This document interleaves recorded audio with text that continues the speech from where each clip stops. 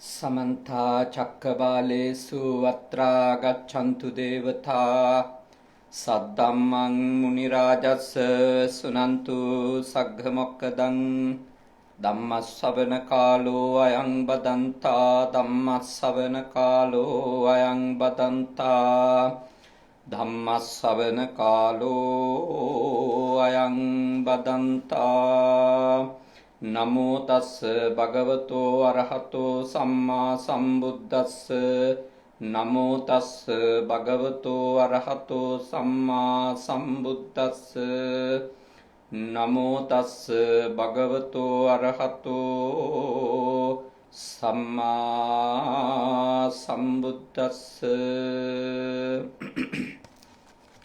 कारुणिक श्रद्धाकामी पिंगतुनि අපේ පින්වත් පිරිස වෙනුවෙන් කෙටි ධර්මානුශාසනාවක් අද අපි සිද්ධ කරන්න හදිසියෙම උනත් කල්පනා කරේ විශේෂයෙන්ම අද දිනයෙහි 62 වන ජන්මදිනය සමරන මගේ අම්මගේ උපන්දිනය නැත්නම් ජන්මදිනය වෙනුවෙන් 62 වන ජන්මදිනය වෙනුවෙන් මගේ මව්ට ආශිර්වාද කරන්න ඒ වගේම පියතුමාට තාත්තට ආශිර්වාද කරන්න තමයි මේ උතුම් පින්කම අද ටික වෙලාවක් වුණත් ධර්මානුශාසනයක් සිද්ධ කරන්න ඕනි කියලා අප කල්පනා කරේ.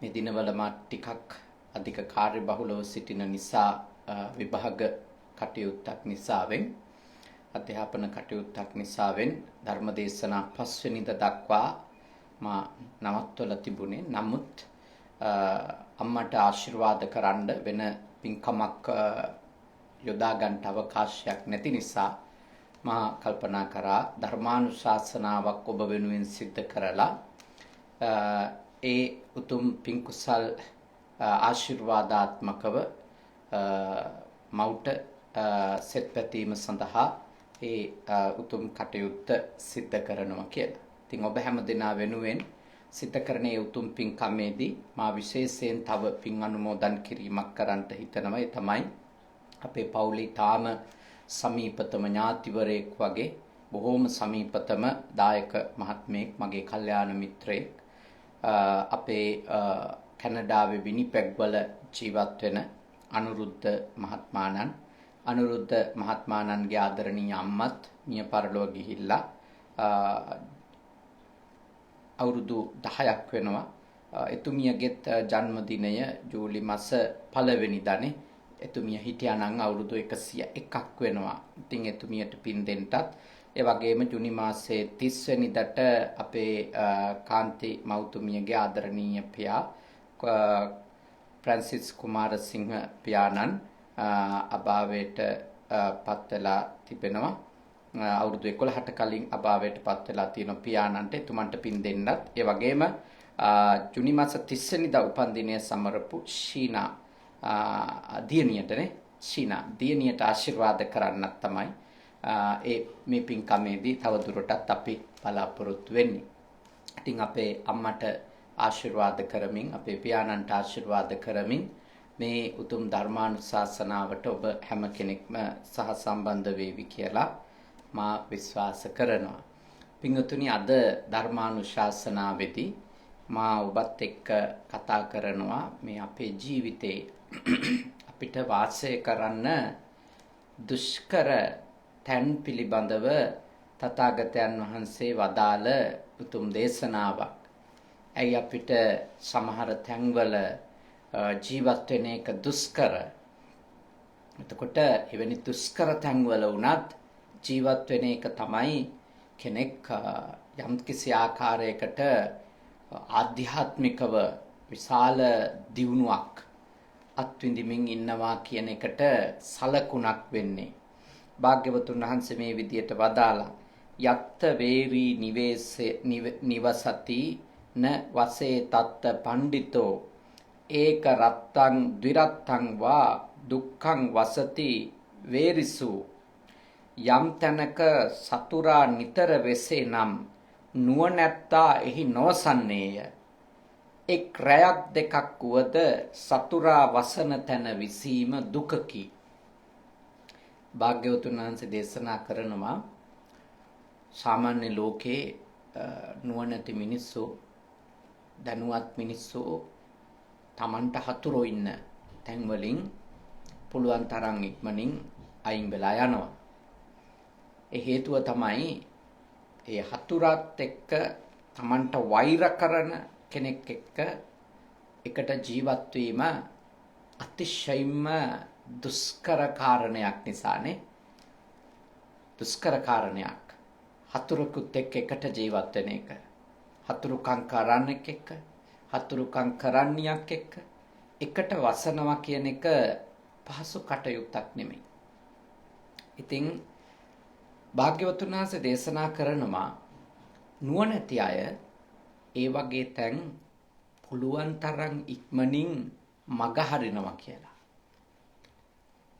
මම ඔබටත් මෙත් සිතින් යෝජනා කරනවා ඔබට තේරෙනවා නම් ඔබ එකට ජීවත් වෙන්නේ වෛරක්කාරයෝ ටිකක් එක්ක කියලා.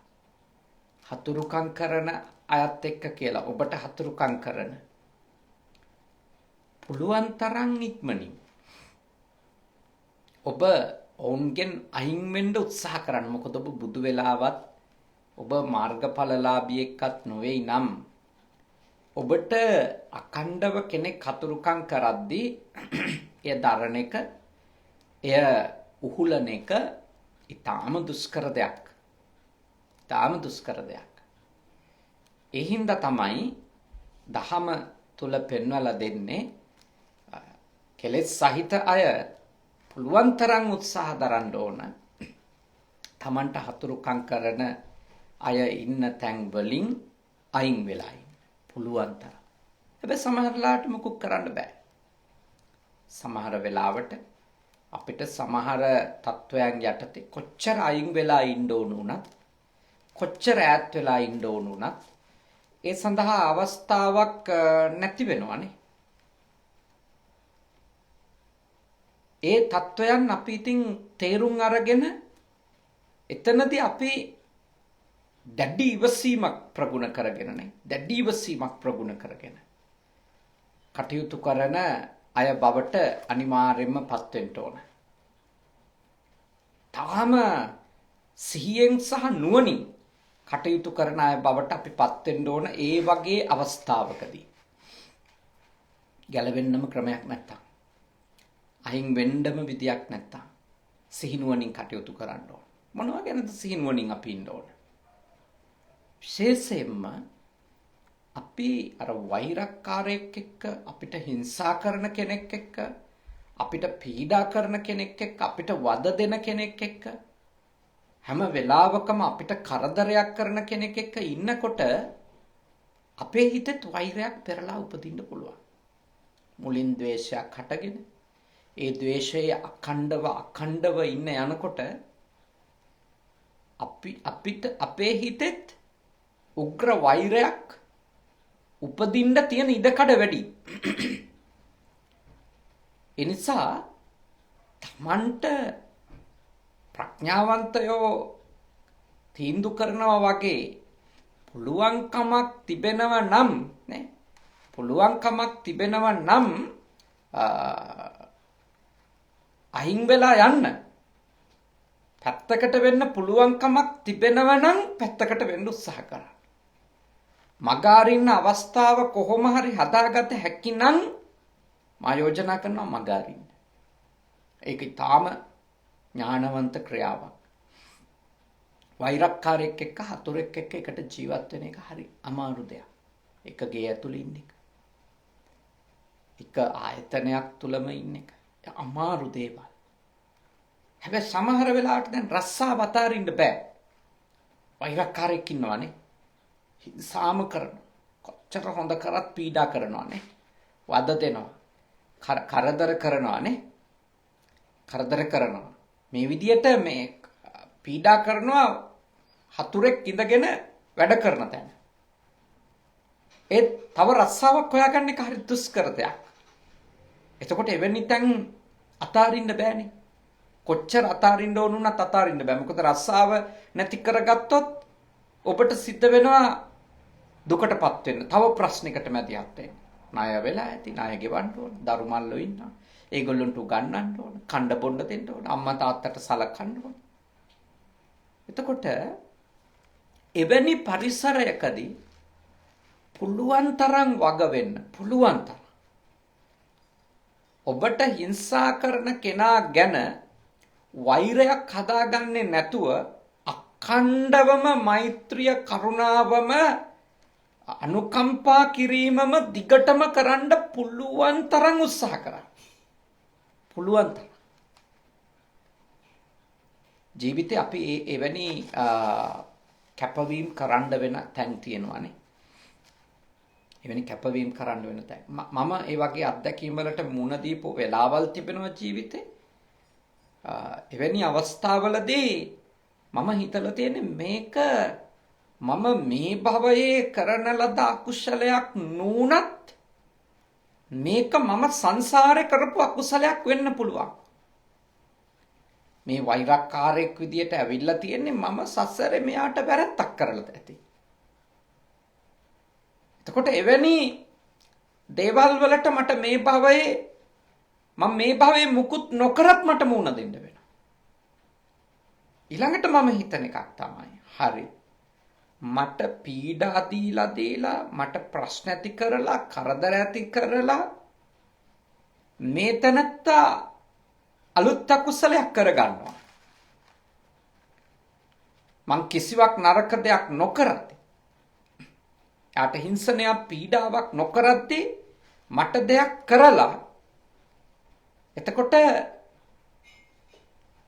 එයා කර්මයක් රැස් කරගන්නවා. මා හිතන එකක් තමයි මේ වගේ වෙලාවල් වලදී මම කර්මයක් ගෙවනවා. මම කර්ම විපාකයක් විඳිනවා. ඕනනම් මට පුළුවන් බුද්ධිමත්ව කල්පනා කරලා කර්ම විපාකේ ගෙවන ගමන් අලුත් නරක කර්මයක් රැස් කරගන්නේ නැතුව ඉන්න. පුළුවන්. ඕනනම් මට පුළුවන් එක විපාකයක් ගෙවන ගමන් තව භයානක විපාකයක් උපදවෙන විදියට ඇති වෙන විදියට අලුතින් කර්මයක් නිර්මාණය කරගන්නනේ.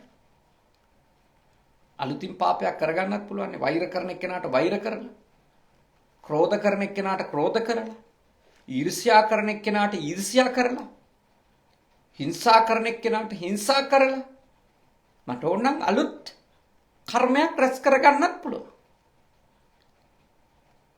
ඒ වෙනුවට අපි ප්‍රඥාවන්ත නම් මොකද කරන්න ඕන? අපිට ඒ වෛරක්කාරයා, හතුරා, හිංසකයා, පීඩකයා ඉන්න තැන අතාරින්න බෑ. හැබැයි අපිට පුළුවන් එයා අපේ මනසින් අතාරින්න. එයා අපේ මනසින් අතාරින්න පුළුවන්. එයා කොච්චර ගැටලු, පීඩා, ප්‍රශ්න, හිංසා, දුක්ගින්දර දුන්නත් මනසින් එයාව අතහැරලා දාලා එයා කෙරෙහි වෛර, ක්‍රෝධ, ඊර්ෂ්‍යා ඇති කරගන්නේ නැතුව, පෙරලා එයාට හිංසා, පීඩා, කරදර කරන්නේ නැතුව ඉන්න අපි අපේ හිත් සකසගත්තොත් අපේ මෙලොවත් රැකෙනවා, අපේ පරලොවත් රැකෙනවා. මම ඔබට මෙත් සිතින් යෝජනා කරනවා ඔබ එවැනි පරිසරයක මේ මොහොතේ ඉන්නව නම් ඒකේ දැඩි ලෙස හිංසා කරන වෛරක්කාරයෙක් එක්ක නම් ඔබ කසාද බැඳලා පෞල් ජීවිතයක් ගෙවන්න. වෛරක්කාරයෙක් හෝ වෛරක්කාරියක් එක්ක දෙකම වෙන්න පුළුවන්. ඔබම මේ ලෝකෙට බිහි කරපු දරුවෝ ඔබට ඒ විදියට හිංසා කරනවා නම්, පීඩා කරනවා නම්, වෛරීව පවුලට එකතු වෙච්ච කෙනෙක් නේද? ලේලි කෙනෙක්, බෑන කෙනෙක්, නැත්තම් Tamanට අලුතින් මුණ ගැහුණු නැන්දම්මා, බෑ මේ මාමණ්ඩි ඔහම එකතු වෙච්ච අය ඉන්න Tamanට ජීවිතේට අලුතින් එකතු වෙච්ච. එවැනි කෙනෙක් එහෙම කරනවා නම් ඒක හිතන්න පොඩ්ඩක් මනසට පුහුණු කරන්න. මේ මගේ සංසාරික කර්ම විපාකයක් පළ දෙන අවස්ථාවක්. මට බුද්ධිමත්ව ප්‍රඥාවන්තව වැඩ කරලා ඥානවන්තව වැඩ කරලා මේ කෙටි කාලීන අනිත්‍ය ජීවිතයක් ගෙවන මම මෙයාට වෛර කරන්න ගිහිල්ලා පෙරලා මෙයාට හිංසා කරන්න ගිහිල්ලා පෙරලා මෙයාට ක්‍රෝධ කරන්න ගිහිල්ලා ආපස්සට මට ඊළඟ භවයටත් මෙයාගේ සම්බන්ධකම ගෙනියන්න ඕන නැහැ.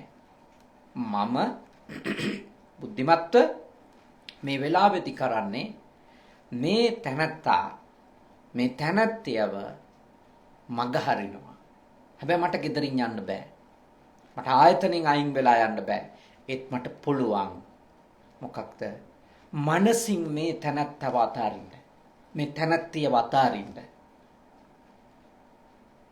ඔබ වටිනාකම් මනසින් දෙන්නේ නැහැ.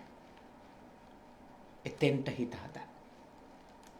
ඥානවන්තයෝ තමන්ගේ හතුරෝ කායිකවත් භෞතිකවත් ඒ පරිසරෙනොත් අතෑරලා යන්න පුළුවන් නම් ඉක්මනින්ම යනවා. මොකද එක රැයක් හරි ජීවිත කාලේ නෙමෙයි.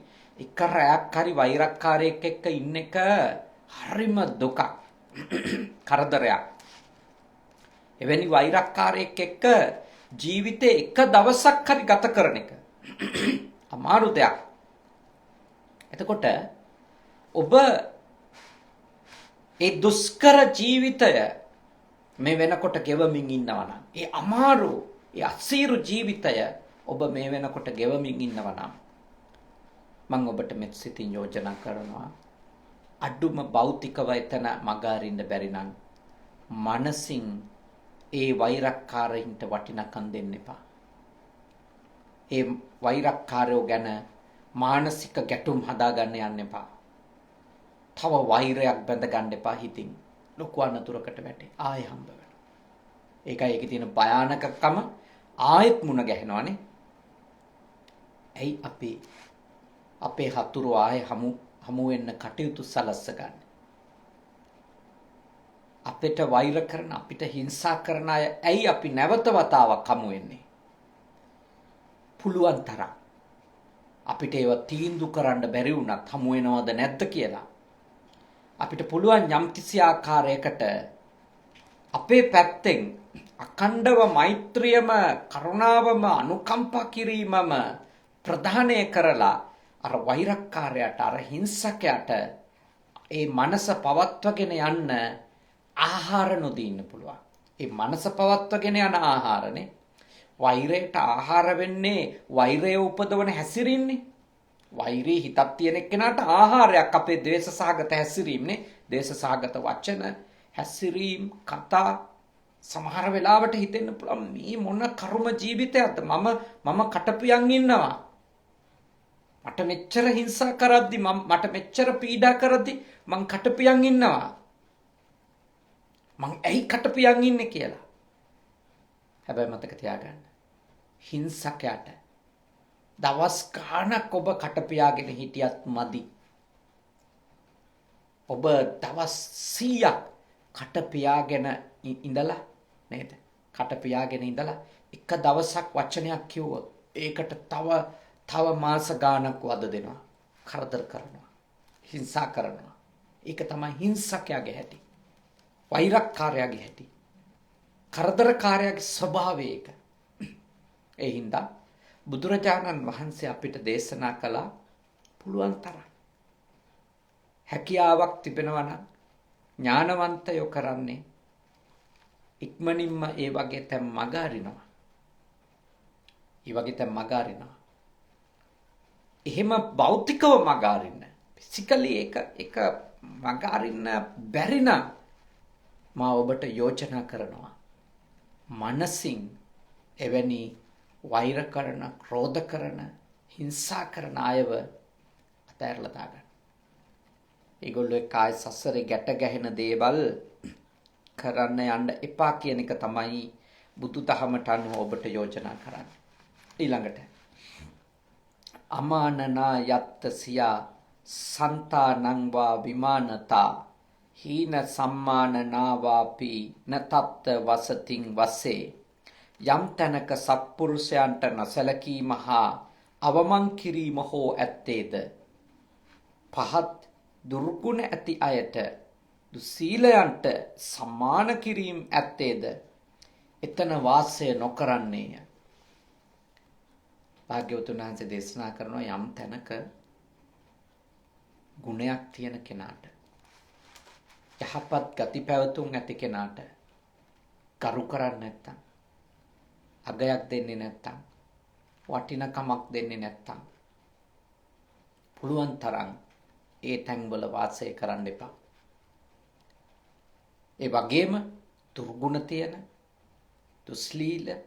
දුස්සීල, දුරාචාරවත් අයට වටිනකම් දෙනවා නම් ඒ තැන්වල වාසය කරන්න එපා කියලා. හේතුව මොකක්ද? හේතුව තමයි භාග්‍යවත් බුදුරජාණන් වහන්සේ මෙහිදී අපිට අවධාරණය කරන්නේ යම්කිසි තැනක සත්පුරුෂකමට අගයක් නැහැ කියන්නේ එතන නීතියක් නැහැ කියන එක. එතන යුක්තියක් නැහැ කියන එක. එතන ධර්මයක් නැහැ කියන එක. එතන යහපතට ඉඩක් නැහැ කියන එක. යම්කිසි තැනක අපිට පේනවා නම් දිගටම විනයෙන් යුක්ත කෙනාට අගය හම්බ වෙනවා නම්, සීලාචාර තත්වයට අගයක් හම්බ වෙනවා නම්, නොමිනිස්කමට අගයක් හම්බ වෙනවා නම්, ඒක නම් හැම තැනම බලගතු වෙන්නේ. පුළුවන් තරම් එවැනි තැන් මගහරින්න බලන්න. පුළුවන් තරම්. මොකද හේතුව එවැනි අසීලාචාර, අවිනය, අධර්මය, අයුක්තිය, අවනීතිය බලවත් වෙච්ච තැන්වල කෙනෙක් වාසය කරනකොට දන්නේම නැතුව ඒ පරිසරය විසින් එවැනි තත්ත්වයට ඇද නොවැටිච්ච කෙනෙක් රහතන් වහන්සේ කෙනෙක් නෙමෙයි නම්, මාර්ගඵලලාභියෙක් නෙමෙයි නම් ඒ තත්ත්වයට එයත් ඇදලා දාවන්න පුළුවන්. ඉබේම දන්නේම නැතුව ගිහින් වැටෙන්න පුළුවන් එතෙන්ට. මොකද ටික කාලයක් ඉන්නකොට හිතෙනවා මෙතනත් අසාධාරණයි, මෙතනත් අසාධාරණයි, මෙතනත් බොරුව, මෙතනත් කපටිකම, මෙතනත් වංචාව. ඉතින් මං විතරක් තනියම ඉන්නේ ඇයි එහෙම? මං විතරක් යහපත් වෙලා වැඩක් තියේද? මේ විදියට සාමාන්‍ය මිනිස්සුන්ට හිතෙනවා. එහෙම හිතලා ඊළඟට ඒ මිනිස්සුත් අර තත්ත්වෙටමපත් වෙනවා.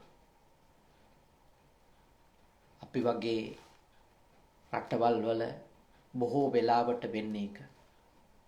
මිනිස්සු ඇත්තටම පළමුවෙන්ම යහපත් ලෙස, උසස් ලෙස, නීතිගරුක ලෙස ජීවත් වෙන්න උත්සාහ කරපු අය ඉන්නවා. ගොඩක් අය තාම හොඳට යහපත්ව, නිවැරදිව, නීතිගරුකව සත්පුරුෂ ධර්ම මත පදනම් වෙලා එහෙම ඉන්න උත්සාහ කරලා දිගින් දිගටම පීඩා වෙද්දී, දිගින් දිගටම කරදර වෙද්දී, දිගින් දිගටම ඒ උසස් බවට අගයක් නැති වෙද්දී, අවමානය විතරක් හම්බ වෙද්දී අයහපත් තත්ත්වයටපත් වෙච්ච අය ඕනි තරම් ඉන්නවා. සමහරු මා එක්ක කියලා තියෙනවා ඉස්සර මම මේ වගේ හැසුරුනේ නැහැ. මේ වගේ දරදඬුත් නැහැ. මේ වගේ අමනුස්ස ගති තිබුණෙත් නැහැ. ඊට වඩා මං හොතට හිටියා. ඒත් දිගින් දිගටම මිනිස්සු මට කරපු දේවල් එක්ක දැන් මම මේ තත්ත්වයට වැටිලා කියලා. ඇත්තට මේක ඛේද වාචකයක් නේ. ඒක ඛේද වාචකයක්.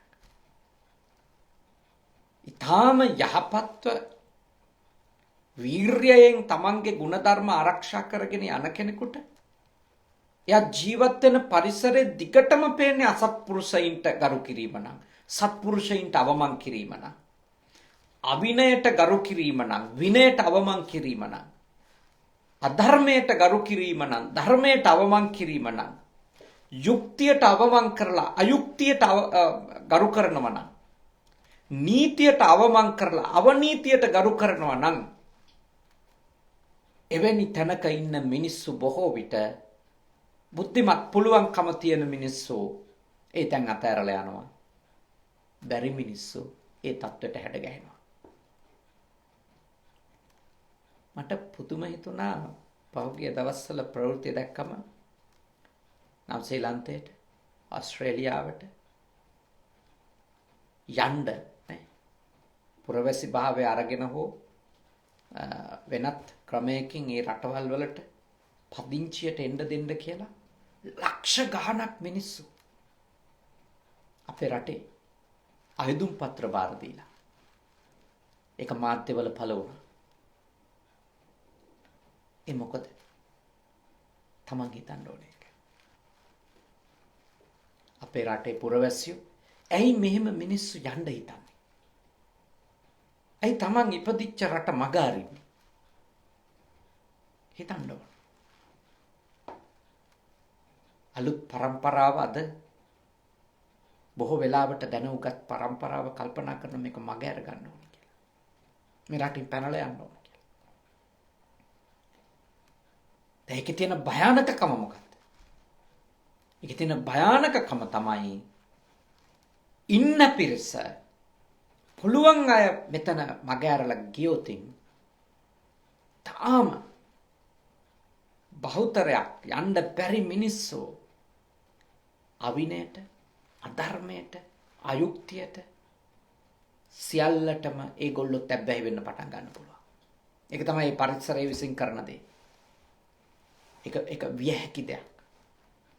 ලෝකේ කොයි රටකුණත් එහෙමයි නේ. ලෝකේ කොයි රටකුණ අපේ රටේ විතරක් නෙමෙයි. ලෝකේ බොහෝ රටවල් මිනිස්සු අතහැරලා දාලා යන්නේ. විවිධ ඔය වගේ ප්‍රශ්න එක්ක. සමහරු ගම් අතහැරලා යනවනේ. මේ ගමේ ඉන්න බෑ කියලා. ගොඩාක් අය ගම අතහැරලා ආපුවා ඉන්නවනේ. එයයි අසත්පුරුෂකම් ඉවසන්න බෑනේ. එච්චරට අසත්පුරුෂකම් කරනවා. එච්චරට කරදර කරනවා. සනසිල් ඉන්නම දෙන්නේ නැහැ. ඉතින් තමන්ගේ තිබිච්ච ඉඩකඩම දේපොළ මේ දේවල් ඔක්කොම දාලා සමහර වෙලාවට පුංචි මහා විශාල ඉඩකඩම් සහිත ගේක ඉඳපු කෙනා චූටි තැනකට යනවා. මොකද හේතුව? කොහොමද මේ අසත්පුරුෂයොත් එක්ක දවස ගෙවන්නේ කියන ප්‍රශ්නේදීනේ. ඒක සිද්ධ වෙනවා. ඒත් හැමෝටම එහෙම යන්න බෑනේ. කොහොමද හැමෝම යන්නේ? හැමෝටම එහෙම කොහෙද හැකියාවක්? ගම අතහැරලා යන්න, රට අතහැරලා යන්න බෑනේ. වෙන්න පුළුවන් මොකද්ද? ඒ මිනිස්සු කාලයාගේ ඇවෑමෙන් අර තත්ත්වෙටම වැටෙන්න පුළුවන්. මම ඔබෙන් ඉල්ලා සිටිනවා. ඔබට ඒ වගේ අසත්පුරුෂකමට අගයක් ලැබෙන, සත්පුරුෂකමට අවමන් ලැබෙන, නීතිගරුකකමට අවමන් කරන, අවනීතිගරුකව ඉන්න එකට අගයක් ලැබෙන පරිසරයක නම් ඔබ ඉන්නේ. ඔබට එතන අතෑරලා යන්න බැරි නම් මම යෝජනා කරනවා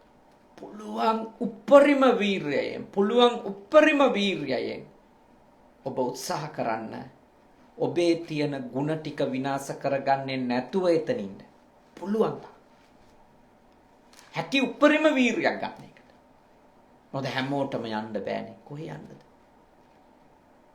යන්න ඕනි වුණා Tamanට යන්න පුළුවන්කම තිබුණත් අම්මා තාත්තා තමන්ගේ ශක්තියෙන් ජීවත් වෙන අය, තමන් නැතුව ජීවිතේ පවත්වාගෙන යන්න අමාරු අය, ඒ බැඳීම් මේවා එක ගොඩාක් අසරණ වෙනවනේ.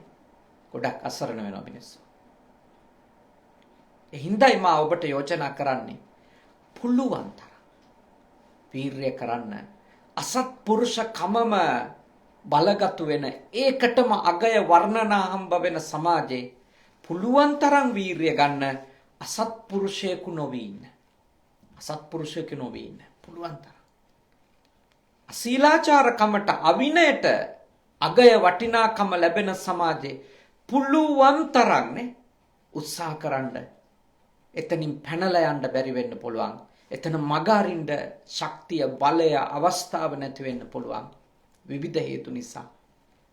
ඒත් ඔබ එතෙන්ට වැටෙන්නේ නැතුව ඉන්න. නැත්තම් වෙන්නේ මනුස්සකම නැති තැන් බවට අපේ රට, අපේ සමාජය පත් වෙනවානේ. අපි පත් වෙනවා එතෙන්ට. ධර්මයේ නැති, විනය නැති තත්ත්වයට අපි පත් වෙනවා. හැමෝම එතෙන්ට වැටුණා. හැමෝම ඒක තමයි ජීවන ක්‍රමය කියලා පිළිගත්තොත් ඒ කැරෙන්න වෙන ක්‍රමයක් නැහැ ජීවත් වෙන්න කියලා මිනිස්සුන්ට හිතුණොත් හරි භයානක දෙයක්. හරිම අවාසනාවන්ත දෙයක් ඒක. ඒ හින්දා බුදුරජාණන් වහන්සේ දේශනා කරලා තියෙන මේ කරුණ ඔබ හොඳට ඔලුවට ගන්න. හොඳට ඔලුවට ගන්න. මට ඉන්න වෙලා තියෙන්නේ මේ වගේ තැනකද? මං කොච්චර හොඳ වුණත් මට ප්‍රශංසාවක් නැද්ද?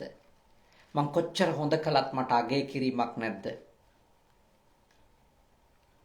මෙතන අගය කරන්නේ නරක හැසිරෙන අය විතරද? අවිනය අය විතරද මෙතන අගය කරන්නේ? වටිනාකම් ලැබෙන්නේ එවැනි අයට විතරද කියලා ඔබට දැන් ප්‍රශ්නෙමින් ඇති. ඒත් මම යෝජනා කරනවා ඔබ ඒකින්ද තීරණය කරන්න එපා. මාත් එහෙනම් එතෙන්ටම වැටෙනවා කියලා. එතෙන්ට වැටෙන්න එපා. හිතන්න. සියලු දෙනා ඒ පැත්තට ගියත් මම මගේ ජීවිතය මේ භවය අවසන් වෙනකම් මම බුදුහාමුදුරුවන්ගේ ශ්‍රාවකෙක් විදියට පුළුවන් තරම් යහපත තුලම උපරිම ජීවත් වෙන්න වීරිය කරනවා කියලා. ලෞකික ජීවිතේ ගොඩක් වෙලාවට එහෙම ඉන්නකොට පරාද වෙයි. එහෙම ඉන්නකොට පරාද වෙයි. ඒ තාත්‍යාත්මිකව ඔබ පරාද නැහැ. ඔබ දිනු. ධනෙ බලය ගොඩක් අඩු වෙයි ඔබට. අවස්ථා ගොඩක් නැති වෙලා යයි. ඒත් හිතේ සතුට කියන එක ධනෙ ගොඩක් තිබුණට ලැබෙන එකක් නෙමෙයි. හිතේ සතුට කියන එක ලැබෙන්නේ ඔබ කොච්චර දුරට ඔබ කරන දේවල් සම්බන්ධව තෘප්තිමත්ද? ඔබ කොච්චර දුරටනේ අවංකද, නිවැරදිද, යහපත්ද ඒ දේවල් වලින්. එනිසා මේ කරුණ හොඳට හිතට ගන්න කියලා මම ඔබට මෙත් සිතින් යෝජනා කරනවා. ඊළඟට තවත් වෙලාවට අපිට ජීවත් වෙන්න වෙලා තියෙනවා. අපි කැමති වුණත් අකමැති වුණත්. යත්තාලසෝච දක්කෝච සූරෝ බීරූච පූජයා නතත්ත සන්තෝ නිවසන්ති අවිශේෂ කරේ නරේ. යම් තැනක අලසයාද, දක්ෂයාද, ශූරයාද, බියසුල්ලාද යන සෑම දෙනම පුදනු ලබත් නම් විශේෂයක් නොකරන මිනිසුන් වෙසෙන ඒ තැන සත්පුරුෂයෝ නොවෙසෙති. ඒ කියන්නේ අලසයටයි, දක්ෂයටයි, කම්මැලියටයි, කම්මැලි නැති මිනිහටයි, නීතිගරුක මිනිහටයි, නීති විරෝධී මිනිහටයි, සදාචාරයක් තියෙන මිනිහටයි, දුරාචාරවත් මිනිහට ඔක්කොටම එකයි නම් එකම අගය නම් හම්බෙන්නේ. ප්‍රඥාවන්ත මිනිස්සු, නුවණැති මිනිස්සු එවැනි තැන් මගහැරලා යනවා යන්න. එයි එතන හොඳත් අගය කරන ගමම්ම නරකත් අගය කරනවා. එතන වටින දේවල් වලට වටිනකම් දෙනවා වගේම නොවටින දේවල් වලටත් වටිනකම් දෙනවා. ඒක අවස්ථාවාදී ක්‍රමයක් නේ. හැමදේම තියාගන්න උත්සාහ කරන එක නේ. මා ඔබට මෙත් සිතින් යුක්තව යෝජනා කරනවා. බුද්ධිමත්ව ඔබ හිතන්න. ප්‍රඥාවන්තව ඔබ හොඳට කල්පනා කරන්න ඔබේ ජීවිතේ එවැනි අවස්ථාවල් යෙදෙන්න පුළුවන්. ඒත් මොකද ඔබට පුළුවන් කමක් නැති වෙන්න පුළුවන්. එතන මගේ ඇරලා යන්න. මා ඔබට යෝජනා කරනවා. දක්ෂයන්ටත් අදක්ෂයන්ටත් එක විදිහට නම් ගරු කරන්න යම් තැනක එතනින් එක අමාරු දෙයක්. ඒත් මගාරින්න ක්‍රමයක් නැත්තම් ඔබ උපේක්ෂාවෙන් ඒ දෙස බලාගෙන ඉන්න. විනයගරුකකමටත් අවිනයටත් එකම තැන නම් තියෙන්නේ අනුකම්පාවෙන් බලන් ඉන්න. අනුකම්පා කරන්න ඒ වගේ මිනිස්සුන්ට නේ.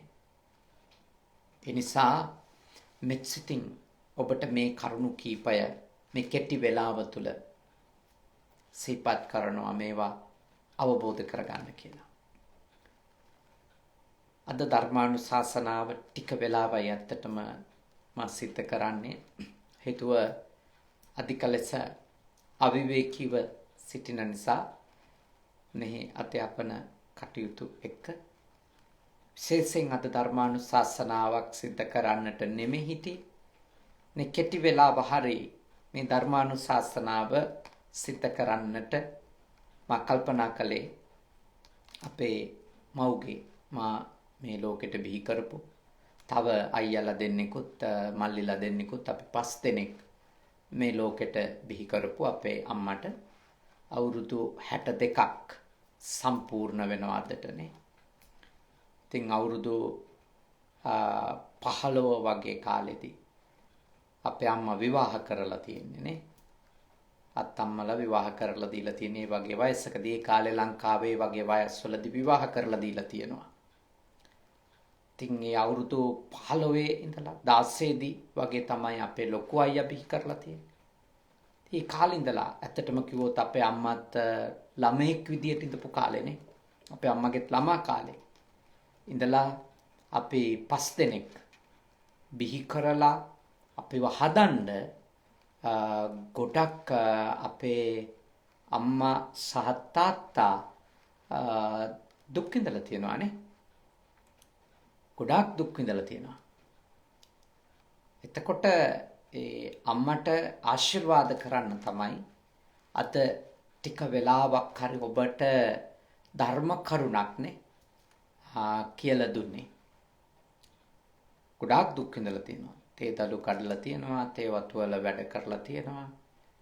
බොහොම අමාරුවෙන් ආර්ථික දුෂ්කරතා තිබිච්ච කාලෙක අපිව ලොකු මහත් කරන්න, අපිට උගන්වන්න, අපිව යහපත් කරන්න, තමන්ගේ පුළුවන් දැනුමෙන් ඥාණයෙන් තමන්ගේ සහෝදර සහෝදරියන්ගේ උපකාර ඇතුව තමන්ගේ අම්මා අපේ අත්තම්මා අපිට ගොඩ උදව් කරා. ඒ අයගේ උදව් උපකාර ඇතුව අපේ තාත්තගේ සහෝදර සහෝදරියෝ අපට උදව් කරා අපි පුංචි කාලේ. එතකොට ඒ අයගේ ශක්තිය ඇතුව අපේ මව් බොහෝම කැපවීම කරලා තියෙනවා. ඉතින් මව් වෙනුවෙන් මම ලංකාවේ සිටියානම් විශේෂ පින්කම් නිසක වශයෙන්ම සිද්ධ කරනවා හැම වසරකම. නමුත් මේ ජන්මදිනය සමරද්දී මා විදේශගතව අධ්‍යාපන කටයුතු වල සිටින නිසා විශේෂයෙන්ම මවට ආශිර්වාද කරලා තමයි අද මේ ධර්මානුශාසනාව සිද්ධ කළේ ඔබ වෙනුවෙන්. ඔබ හැම කෙනෙක්ම හොඳට මේ කෙටි වෙලාව වුණත් හොඳ ධර්මානුකූල මඟ පෙන්වීමක් ඔබට සිද්ධ කෙරුණා. ඔබ හොඳට මේ දේශනාව ශ්‍රවණය කළා ශ්‍රද්ධාවෙන්. බොහෝ දේවල් අවබෝධ කරගත්තා. ඉතින් රැස් කරගත්ත පින් කුසල් අපි අනුමෝදන් කරමු. විශේෂයෙන්ම අපේ අම්මගේ නමින් මිය ගියපු අත්තම්මට සීයට අපි දැකලා නැහැ චූටි කාලේ. සීයට අපි ඉපදෙන්න කලින් සීයා මිය ගිහිල්ලා තියෙන්නේ. සීයට අපේ තාත්තගේ අම්මටත් තාත්තටත් ඒ වගේම අපේ පවුලේ තාම සමීප කෙනෙක් කැනඩාවේ ජීවත් වෙන අපේ අනුරුද්ධ වීරසිංහ මහත්මයා. එතුමාගේ ආදරණීය අම්මා අවුරුදු 10කට කලින් මිය ගියා. ඩිංගිරි මණිකේ වීරසිංහ මාතාව එතුමියගෙත් උපන්දිනේ අද ජූලි මාසේ 1 වෙනිදා. හිටියානම් අවුරුදු 101ක් වෙනවා. ඉතින් ඒ අම්මට ඒ වගේම අපේ කාන්ති මෞතුමියගේ අනුරුද්ධ මහත්මයාගේ නෝනා මහත්මියගේ ආදරණීය තාත්තා අවුරුදු 11කට කලින් මිය ගියා ෆ්‍රැන්සිස් කුමාරසිංහ. ඒ පියාණන් වහන්සේට මේ පින් අත් වේවා. බණහපු ඔබගේ ඥාතීන්ටත් මේ පින් අත් වේවා. සුවපත් වේවා, සපවත් වේවා, දුකින් මිදේවා. ඔබේ අපේ සියලුම ඥාති හිත මිත්‍රාදීන් මේ පින් අනුමෝදන් වීමෙන් අමා මහ නිවනම අවබෝධ කර ගනිත්වා. සාදු සාදු සාදු. ඒ වගේම සියලුම දෙවියෝ මේ පින් අත් කර ගනිත්වා. දෙවියන්ගේ ආශිර්වාදය, ආරක්ෂාව, බැල්ම ශක්තිය මා ඇතුළු දරුවන් තව සිව් දෙනෙක් අපි 5 දෙනෙක් මේ ලෝකෙට බිහි කරපු හදපු වඩපු අද 62 වන ජන්මදිනය සමරන අපේ අම්මට නිදුක් බව, නිරෝගී බව, සුවපත් බව ලැබේවා. අපේ තාත්තට නිදුක් නිරෝගී සුව දීර්ඝායුෂ සුවපත් බව ලැබේවා. ඒ වගේම 30 වෙනිදා ජන්මදිනය සමරපු අපේ අනුරුද්ධ මහත්මයාගේ කාන්ති මෞතුමියගේ ආදරණීය දියණිය ශීනා දුව ඒ දුවටත් ආශිර්වාද පිණිස දෙවියන්ගේ උපකාර ලැබේවා, නිදුක් නිරෝගී සුව ලැබේවා. ඒ සියලු දෙනාට වගේම ඔබටත් නිදුක් බව, නිරෝගී බව, සුවපත් බව උතුම් පින් අනුමෝදන් වන දෙවියන්ගේ ආශිර්වාදයෙන් ලැබේවා. දෙවියෝද මේ පින්බලෙන් අමා මහ නිවනම අවබෝධ කරත්වා. සාදු සාදු සාදු. අවසාන වශයෙන් ඔබ අප හැම දෙනාටම දෙවි දේවතාවුන්ට මියගිය සියලුම ඥාතීන්ට මේ පින් කුසල් පාරමී වේවා. ඉක්මන් භවයකදී නිවන් දකින්ට අපේ අම්මට තාත්තටත් ඒ වගේම ඔබ හැම දෙනාටමත් මේ පින් කුසල් පාරමී ධර්ම වේවා. සාදු සාදු සාදු. ආකාසට්ටා ච බුම්මට්ටා දේවා නාග මහිත්‍තිකා පුඤ්ඤන්තං අනුමෝදිත්වා චිරන් රක්ඛන්තු ශාසනං. ආකාසට්ටා ච බුම්මට්ටා දේවා නාග මහිත්‍තිකා පුඤ්ඤන්තං අනුමෝදිත්වා චිරන් රක්ඛන්තු දේශනං. ආකාසට්ටා ච බුම්මට්ටා දේවා නාග මහිත්‍තිකා පුඤ්ඤන්තං අනුමෝදිත්වා චිරං රක්ඛන්තු මම් පරම්ති තී. ඔබ හැම දිනාටම තුනුරුවන් සරණින් නිදුක් බව, නිරෝගී බව, සුවපත් බව උදා වේවා. සාදු සාදු සාදු.